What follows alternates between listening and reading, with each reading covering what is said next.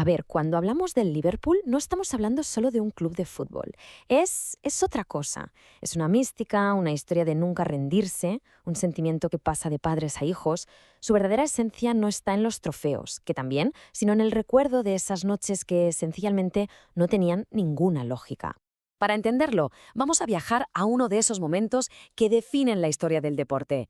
Estambul, la final de la competición de clubes más grande del mundo. El Liverpool contra el todopoderoso AC Milan, un equipo que metía miedo, con leyendas como Kaká, Maldini, Shevchenko. El escenario estaba preparado para que el Milan levantara la copa.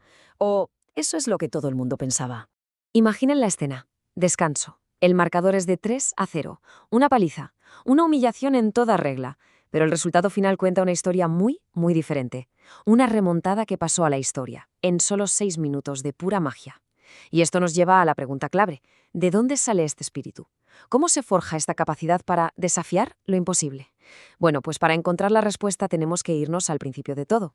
Y es que ese espíritu indomable nace en su casa, Anfield. Un estadio que es mucho más que cemento y césped. Es un bastión con alma propia. Una fortaleza que ha moldeado la identidad del club desde el primer día. Lo curioso es que el club nació casi por accidente, por una disputa por el alquiler que hizo que el Everton, el otro equipo de la ciudad, se marchara, dejando al dueño con un estadio vacío. Y a partir de ahí, cada rincón se convirtió en parte de la leyenda. The Kop, esa grada que dicen que es capaz de chupar el balón hacia la portería, o el famoso cartel del túnel. No son adornos, para nada. Son una advertencia para el rival y un recordatorio para los jugadores de la camiseta que visten. Y si hablamos de identidad, hay que hablar de él, de Bill Shankly, el arquitecto del Liverpool moderno. Su famosa frase lo resume todo a la perfección. Él cogió un equipo que estaba en segunda división y no solo lo convirtió en una potencia mundial, sino que convenció a toda una ciudad de que ese club era parte de sus vidas. Y lo más increíble es que el cerebro de toda esa revolución no estaba en un despacho de lujo. Estaba aquí, en la boot room, que era básicamente un cuartito donde se guardaban las botas. De este espacio tan humilde, entre tazas de té, salieron las ideas que dominaron el fútbol europeo durante casi 20 años. La sencillez convertida en genialidad. El trabajo de Shankly sentó las bases. Y sobre esas bases se levantó una auténtica dinastía dorada. Un imperio que iba a dominar Europa con puño de hierro. Porque si Shankly puso los cimientos, su sucesor, Bob Paisley, fue quien construyó el rascacielos. Este hombre tan tranquilo, salido, como no, de la boot room, se convirtió en uno de los entrenadores con más títulos de la historia.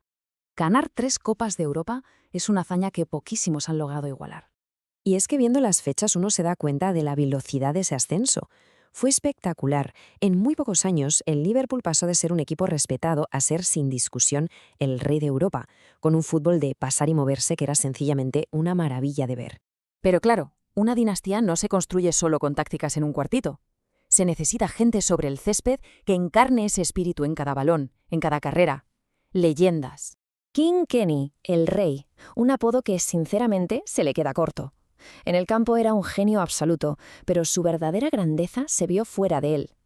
Después de la terrible tragedia de Hillsborough en 1989, donde murieron 97 aficionados, él se convirtió en el pilar de toda una ciudad. Se cuenta que asistió a muchísimos funerales, demostrando que el Liverpool es, por encima de todo, una familia. Y toda gran orquesta necesita, por supuesto, sus finalizadores.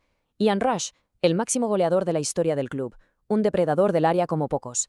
Y tiempo después Robbie Fowler, a quien la grada apodó directamente Dios, por esa zurda que tenía y ese descaro. Eran pura dinamita. Y entonces llegó él, el chico de la casa, el capitán. Steven Gerrard era la personificación de la remontada hecha futbolista.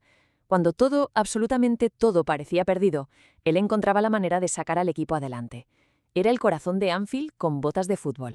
Hay 2 momentos que definen su legado a la perfección. Aquel golazo al Olympiacos, sin el que la final de Estambul nunca habría existido, y la final de la FA Cup de 2006, que todo el mundo conoce como la final de Gerrard, por ese gol imposible desde lejísimos en el último suspiro para forzar la prórroga.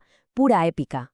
Después de la era de héroes como Gerrard, el club pasó por años de altibajos. Hacía falta otra gran remontada, pero esta vez a nivel de club, a nivel institucional. Y entonces llegó un entrenador alemán, carismático, con una sonrisa enorme y un plan muy, muy claro. Y de nuevo nos encontramos ante un escenario imposible. Semifinales de Champions, año 2019. El Liverpool pierde 3-0 en el Camp Nou contra el Barça de Messi. La eliminatoria, para todo el mundo, estaba sentenciada. Pero el equipo y sobre todo la afición tenían un as en la manga, el de siempre, la magia de su estadio. Jürgen Klopp fue quien supo despertar a ese gigante dormido. Él mismo dijo que quería convertir a los escépticos en creyentes, y vaya si lo consiguió. Hizo que Anfield volviera a ser un volcán. Y el resultado, bueno, el resultado es historia del fútbol. 4-0. Una remontada inolvidable, que se culminó con un gol de pura picaresca, de inteligencia, en un córner sacado por sorpresa. Un reflejo perfecto de lo que era ese equipo de Klopp. Alma y cerebro. La guinda del pastel de su trabajo llegó un año después. Rompieron una sequía de 30 años y ganaron la liga inglesa con una autoridad increíble, devolviendo al Liverpool a la cima, a ese lugar que su historia parece exigirle. Y con esto cerramos el círculo. Porque para entender todas estas remontadas, todos estos trofeos, hay que mirar a un solo lugar, a la grada. Este himno que se canta antes de cada partido es la clave de todo. No es una canción más, es una promesa de lealtad absoluta. Es un recordatorio de que, no importa lo que pase, el camino se hace juntos. Dicen que los jugadores lo oyeron desde el túnel en el descanso de Estambul, y eso les dio la fuerza para salir a por todas.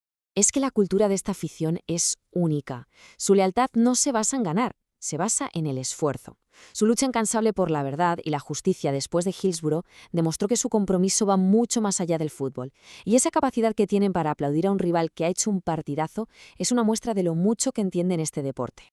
Y por supuesto, todo este espíritu, esta historia y esta conexión se traducen en esto, en un palmarés que es una auténtica barbaridad, un reflejo en forma de trofeos de una mentalidad ganadora que se ha construido durante más de un siglo, el pasado inspirando el presente, una y otra vez.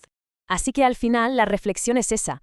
Estamos hablando de un club que ha hecho de lo imposible su marca personal, su seña de identidad. Una historia de pasión, de resistencia y sobre todo de fe. La pregunta que queda en el aire es, con un legado tan potente, ¿cuál será la próxima hazaña que nos haga decir, esto solo puede pasarle al Liverpool?